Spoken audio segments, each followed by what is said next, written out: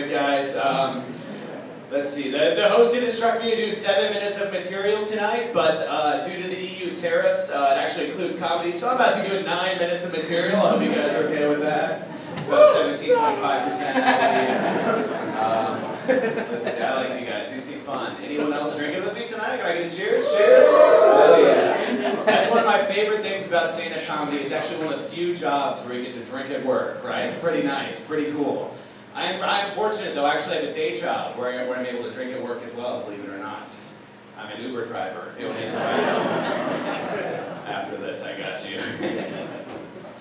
No, I'm not actually an Uber driver. I actually work for the New York City Health Department for my day job. We do have health departments in the United States, surprisingly enough, but a lot of perks working for the government, a lot of benefits, right? And one of the biggest benefits that people don't know about is if you work for the health department, you actually get unlimited free condoms. Yeah.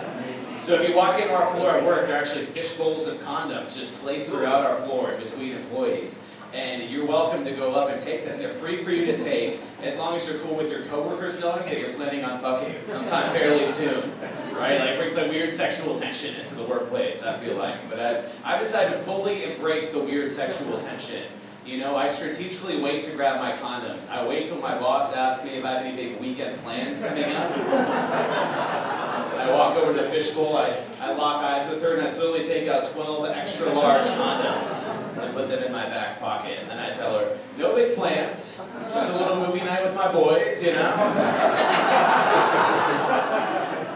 We don't actually wear condoms, but that's aside from the fact. I live in New York City now, but I actually grew up in a small rural farm state called Iowa. You guys ever heard of it? It's really? What's Iowa fans here? What the hell? You guys are lost. No, but back in Iowa, people tend to get married very young there, have kids very young there. So a lot of my friends who still live there are like having kids on purpose for fun or whatever. So I go to a lot of baby showers when I'm back in Iowa. Baby showers like parties you have when you're having kids. And a lot of these baby showers have gift registries at a department store called Bye Bye Baby. You guys heard of this? It's a department stores like baby clothes, toys, high chairs, things like that.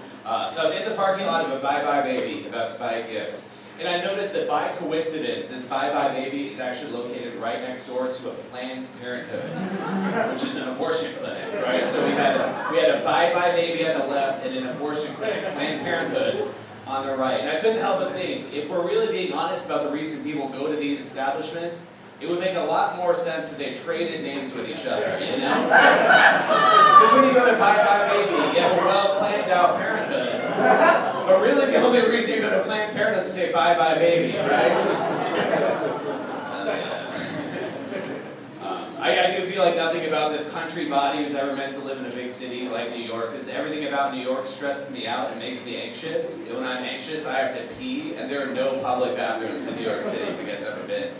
Like the other day I was out and about, and I had to pee so bad, I popped inside a public health clinic just so I could pee in some of their cups, you know? I walked up to the lady at the front desk, I'm like, 2 cups please, it's gonna be a lot. So I did. I filled up 2 cups, did my business, thought I was all fine and good. Until a couple hours later, I get a call from a nurse at the public health department. She says, Kyle, I have good news and I have bad news. Which is never what you want to hear after peeing in a cup, right? She's like, the good news is, Kyle, you tested negative for all the sexually transmitted diseases we tested for. The bad news is your health insurance did not pay for any of the tests. So guys, I paid $436 just to pee in a cup. Yeah. Not fun. Not fun.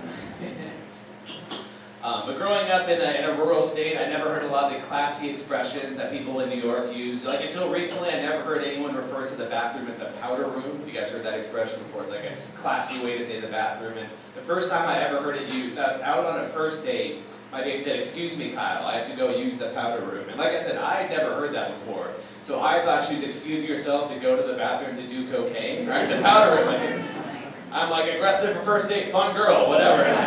Maybe she's from Berlin, you know? But no, it turns out she's not going to the bathroom to do cocaine. She's simply going to the bathroom to pee, which I made awkward. Because when she got back to the table, I said, hey girl, did you save any of that good stuff for me?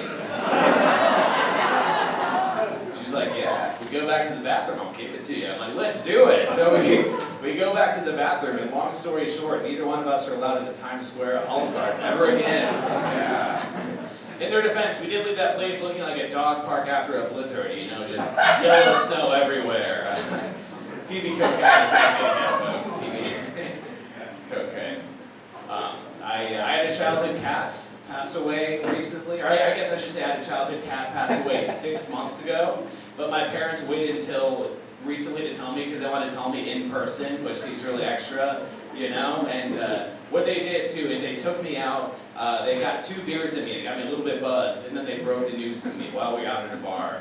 And our cat's name was Dixie. We called her Old Dixie because she's old, 17 years old. And they break the news to me like, Kyle, I don't know how to say this, but that Old Dixie has passed away. And then, guys, I don't know if you knew this. I certainly didn't know that the name Old Dixie, the nickname Old Dixie, also is a nickname for the American Confederacy from the Civil War, like the South in the Civil War. Yeah, I had no idea. So I get this news broken to me in a bar, and I react like anyone else did. I made a toast to my late cat. I stood up and I said, guys, this one's to Old Dixie. May her memory live forever. They say cats have 9 lives, may she one day rise up again, you know? And immediately someone called me a racist, like threw a beer in my face, and it was awful. But take into account, this did happen in Iowa, in rural America, so I also got several rounds of drinks bought for me as well. I'm now also somehow on the ballot to be a senator. But guys, I've been Kyle Wayne. Keep it going for your host one more time.